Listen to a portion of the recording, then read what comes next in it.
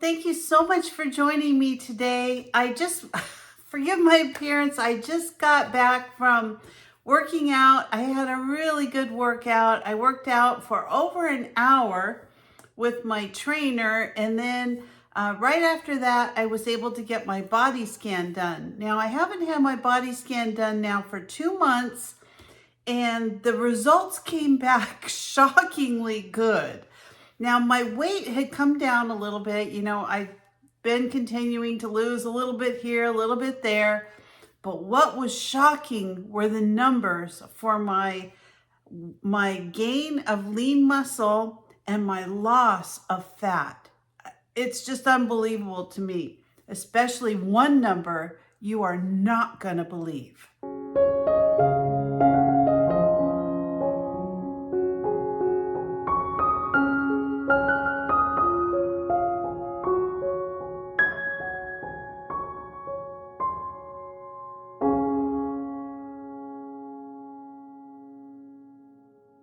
So the reason that I'm sharing all of these numbers with you today is not just to brag about how much improvement I've had, but honestly, it's to motivate you and inspire you. If you have not started your exercise program with your weight loss, now's the time. Because you know what? Those numbers are going to be the things that help give us better health and longevity in the long run. The scale is not the only thing that's going to help us. It is important. It's super important to lose weight, but it's also important to lose body fat. It's important to gain muscle. It's important to improve your balance, your grip strength, everything. Those are the things that are going to set you above everybody else when it comes time to feeling better long term. I can tell just in the way that I feel personally, a lot of the aches and pains and problems and all that stuff that I had a few years ago, most of them are gone. To me, this just seems absolutely unbelievable because I really feel like a different person and I'm not where I want to be. I mean, I still want to continue to lose weight and get down to that healthy number that I've talked about with my doctor. But you know what? Even now, I'm not quite there, but I feel so much better. And that is the ticket. I mean, I want to continue to feel better and better and better. And as age creeps upon me every single day, I want to make sure that I'm fighting back and I get the best of that. So let me go ahead and share these numbers that I was so excited about today. So the first number I want to share with you is my lean body mass. So I have actually gained 2 pounds of muscle mass, lean muscle mass. That was thrilling to me because really that 2 pounds is just amazing. Now, I also lost a total of 4 pounds of body fat. Now, that is also pretty amazing because the fat and, gaining muscle, losing fat is exactly what you want to be doing. And sometimes the scale's going to go down, but you know what? When you look at these numbers, it's really going to go down and it's really going to change. And those are going to be the numbers that change the way you feel. But I have a number you are not going to believe. I almost fell off my chair today. So there's something out there called visceral fat. Now, visceral fat is the fat that's around your organs. It's the fat that makes up our belly fat. It is a very unhealthy fat and causes a lot of problems.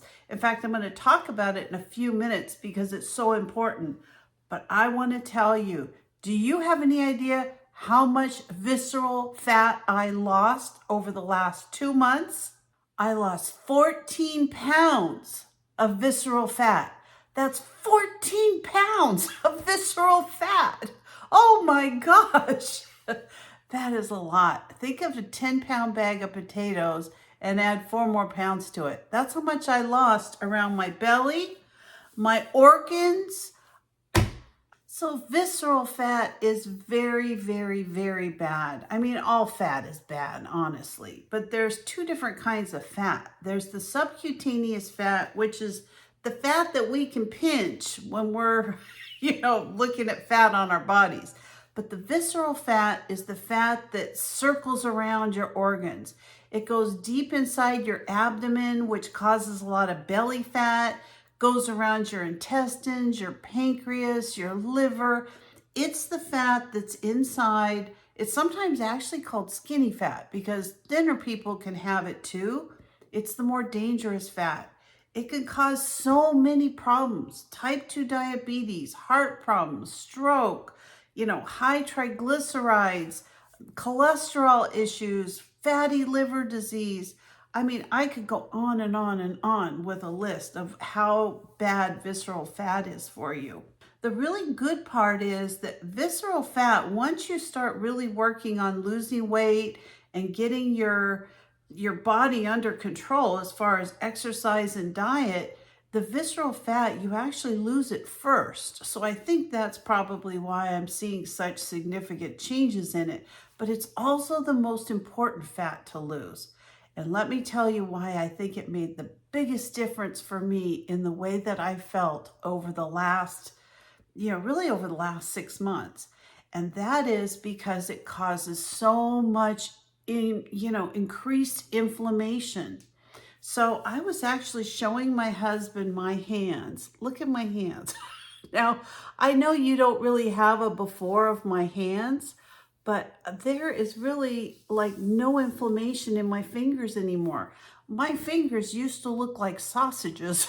And so, I was kind of, bent up and having a lot of problems with pain in my hands and my wrists and all kinds of nonsense. You know what? I've pretty much alleviated the hand pain. And I think it's because I don't have all that inflammation anymore. It's gone. I mean, my fingers actually look pretty skinny. And they're not, but they look skinny. But I think it's because I don't have the inflammation. Now, I do still have a little bit of arthritis. Now, I know this is arthritis. It's in both of my areas here, my knuckles. Even that is better, probably because it's not inflamed. I still feel it occasionally, but it's not like, oh my gosh, I would wake up in the mornings and my hands, I felt like I needed to soak them in boiling water or something. They just hurt all the time. That's gone. I mean, it's gone. And I believe it's because I've been losing this fat, this visceral fat, this body fat, gaining muscle mass. And because of that, I think my inflammation in my body is down. I just had an amazing protein drink after my workout. Now, this was a drink. I'm not sponsored by Trim Healthy Mama in any way, but they sent me a fun box about a week ago, and they included this. It's called Optimized Chocolate Whey Protein. Now, I've used the Naked Whey for a long time, but since I got theirs as a little gift, I decided to give it a try. This was probably one of the best protein shakes I've ever had. It tasted like a chocolate milkshake. It didn't have any of that protein taste that I've had from so many, protein shakes and that kind of thing. Mixed up really good. But what was the most interesting is that they use allulose as their sweetener instead of monk fruit or stevia. And the thing about allulose that I really didn't know until today is that it really cut down on the carbohydrates. So this actually has 0 net carbs. I couldn't believe that. I think it was 0 net carb. Yeah, it was 10 carbs, 1 gram of fiber, and 8 grams of allulose. So I'm sorry, it was 1 net carb for my chocolate milkshake. It was so good. This was delicious. I made it with protein from the chocolate whey protein, the Trim Healthy Mama. I made it out of I used a half a cup of cottage cheese. I used a cup of almond milk, and I put in 4 large strawberries, and that was my protein shake. It was absolutely delicious. So if you haven't tried that, I'm going to link it below in case you're interested. That was delicious whey protein. I'm going to go ahead and order another package instead of the Naked Whey. I mean, I'm going to order some more Naked Whey too, because I get it in the vanilla and it's really good for making the protein creamies that I enjoy, and it's good for some other things too. But I am going to order both, but I think I am going to order more of this chocolate whey. It was good. So anyway, I think the most important thing is what I was just talking about. You increase your protein, you watch your carbs. If you're not somebody that's ever figured out your macros, you can actually go on some of these AI programs like ChatGPT or Google Gemini, put in your height, your weight, how much you weigh, how much you want to weigh, how much time you want to be able to get that accomplished, and they'll calculate your macros for you. That's your protein, carbs, fat, and can't think. One more, calories.